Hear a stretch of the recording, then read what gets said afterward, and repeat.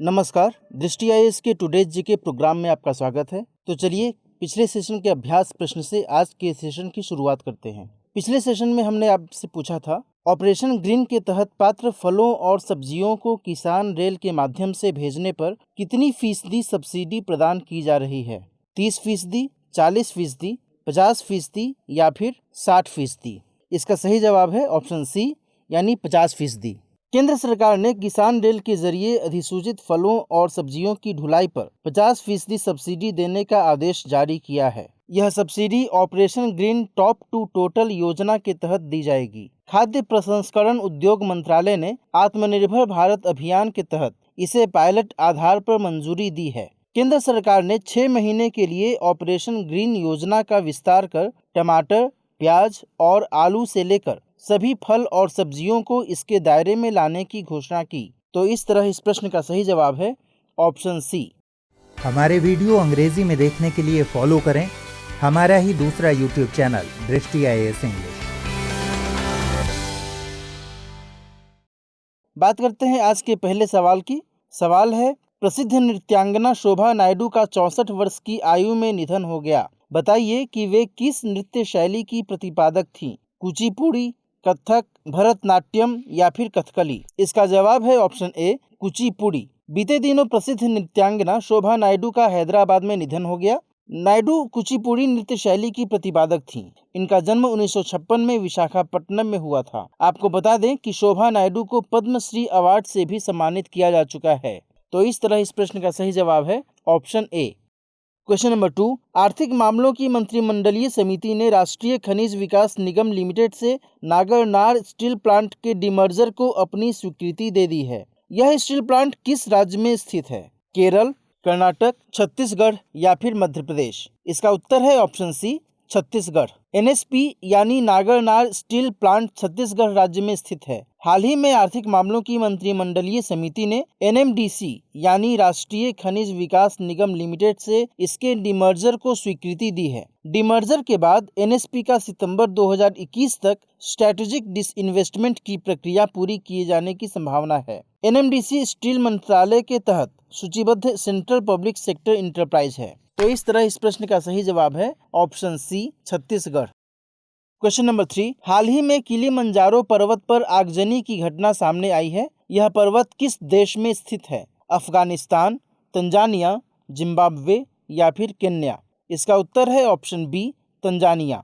आग लगने की घटना के कारण किलिमंजारो पर्वत चर्चा में है। यह पर्वत अफ्रीका के तंजानिया में स्थित है। यह अफ्रीका का सबसे ऊंचा पर्वत है। इसकी ऊंचाई समुद्र तल से 5,895 मीटर है। इसका निर्माण ज्वालामुखी से निकलने वाले लावा और राख से हुआ है। इसकी बर्फ से ढकी चोटियों और आसपास के राष्ट्रीय उद्यान को 1987 में यूनेस्को की विश्व धरोहर स्थल घोषित किया गया था।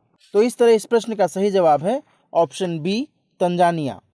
क्वेश्चन नंबर 4, हाल ही में थैलेसीमिया बाल सेवा योजना का दूसरा चरण शुरू किया गया है। बताइए कि यह योजना किस मंत्रालय की पहल है? आयुष मंत्रालय, महिला एवं बाल विकास मंत्रालय, केंद्रीय स्वास्थ्य एवं परिवार कल्याण मंत्रालय या फिर खाद्य प्रसंस्करण एवं उद्योग मंत्रालय? इसका उत्तर है ऑप्शन सी केंद्रीय स्वास्थ्य और परिवार कल्याण मंत्रालय। केंद्रीय स्वास्थ्य और परिवार कल्याण मंत्रालय ने थैलेसीमिया बाल सेवा योजना का दूसरा चरण शुरू कर दिया है। इस योजना की शुरुआत 2017 में की गई थी। योजना का वित्त पोषण कोल इंडिया के CSR फंड वाले कार्यक्रम HSCT यानी हेमेटोपोएटिक स्टेम सेल ट्रांसप्लांटेशन के तहत किया जाता है। HSCT कार्यक्रम का मकसद थैलेसीमिया और सिकल सेल रोग के लिए एक बार इलाज का अवसर मुहैया कराना है। थैलेसीमिया एक वंशानुगत यानी हेरेडिटरी रक्त विकार है। इस रोग में शरीर में कम लाल रक्त कोशिकाएं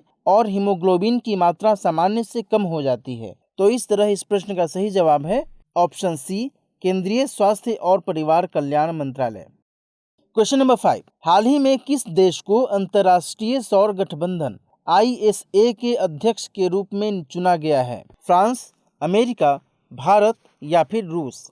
इसका उत्तर है ऑप्शन सी भारत। ISA यानी अंतर्राष्ट्रीय सौर गठबंधन की तीसरी बैठक में भारत को अध्यक्ष और फ्रांस को सह अध्यक्ष यानी को प्रेसिडेंट के तौर पर चुना गया है। दोनों देश अपने पदों पर अगले 2 सालों के लिए रहेंगे। बैठक में ISA के 4 क्षेत्रों का प्रतिनिधित्व करने के लिए 4 नए उपाध्यक्ष भी चुने गए।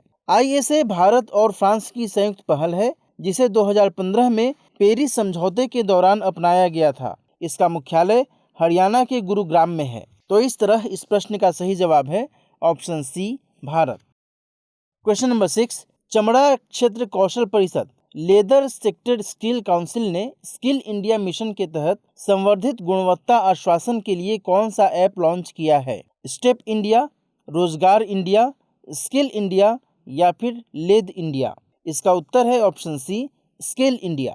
LSSC यानी लेदर सेक्टर स्किल काउंसिल ने स्किल इंडिया मिशन के तहत स्किल इंडिया ऐप लॉन्च किया है। स्किल यानी skill certification assessment for leather employees skilling ecosystem को बनाएगा, जिससे उम्मीदवारों को किसी विशेष क्षेत्र में अपने ज्ञान, कौशल और व्यवहार का आकलन करने और सर्टिफिकेशन में मदद मिलेगी। LSSC भारत में चमड़ा उद्योग में कुशल कर्मचारियों की मांग को पूरा करने के लिए एक गैर लाभकारी संगठन है। राष्ट्रीय कौशल विकास निगम द्वारा अनुमोदित LSSC को 2012 में स्थापित किया गया था। तो इस तरह इस प्रश्न का सही जवाब है option C, skill India. Question number 7, Bharat के किस शहर में राष्ट्रीय पोत पुनर्चक्रण प्राधिकरण की स्थापना की जाएगी? गांधीनगर, बेंगलुरु, दिल्ली या फिर ग्रेटर नोएडा? इसका उत्तर है ऑप्शन ए, गांधीनगर। देश में शिप रिसाइकलिंग से जुड़ी गतिविधियों के लिए एक प्राधिकरण की स्थापना की जाएगी। इस प्राधिकरण का नाम राष्ट्रीय पोत पुनर्चक्रण प्राधिकरण यानी national authority for recycling of ships है। यह प्राधिकरण गुजरात के गांधीनगर में स्थापित किया जाएगा। केंद्र सरकार ने जहाजरानी महानिदेशालय को राष्ट्रीय जहाजरानी पुनर्चक्रण प्राधिकरण के तौर पर अधिसूचित किया है। जहाजरानी महानिदेशालय को पोत पुनर्चक्रण अधिनियम 2019 की धारा 3 के तहत एपेक्स बॉडी बनाया गया है। शीर्ष इकाई के तौर पर जहाजरानी महानिदेशालय के पास पोत पुनर्चक्रण से जुड़ी सभी गतिविधियों के कामकाज, पर्यवेक्षण और निगरानी की शक्ति होगी। तो इस तरह इस प्रश्न का सही जवाब है option A, Gandhinagar. Question number 8, IMF के नवीनतम आर्थिक आउटलुक के अनुसार भारत का कौन सा पड़ोसी देश प्रति व्यक्ति GDP में भारत से आगे निकल गया है? नेपाल, म्यांमार, पाकिस्तान या फिर बांग्लादेश? इसका उत्तर है ऑप्शन डी, बांग्लादेश। IMF ने अपना नवीनतम इकोनॉमिक आउटलुक हाल ही में जारी किया है। इस आउटलुक के मुताबिक बांग्लादेश प्रति व्यक्ति GDP में भारत से आगे निकल गया है। IMF के अनुमान के मुताबिक 2020 में भारत की GDP में 10% से अधिक की गिरावट देखने को मिल सकती है। 2020 में बांग्लादेश की प्रति व्यक्ति GDP 4% बढ़कर $1888 हो सकती है, लेकिन भारत की प्रति व्यक्ति GDP 10.5% घटकर $1877 होने की आशंका है। भारत की न केवल प्रति व्यक्ति GDP बांग्लादेश से कम होने वाली है, बल्कि भारत दक्षिण एशिया में तीसरा सबसे गरीब देश बनने की तरफ भी अग्रसर है। तो इस तरह इस प्रश्न का सही जवाब है option D, Bangladesh. Question number 9, ग्रामीण महिलाओं के लिए अंतर्राष्ट्रीय दिवस कब मनाया जाता है?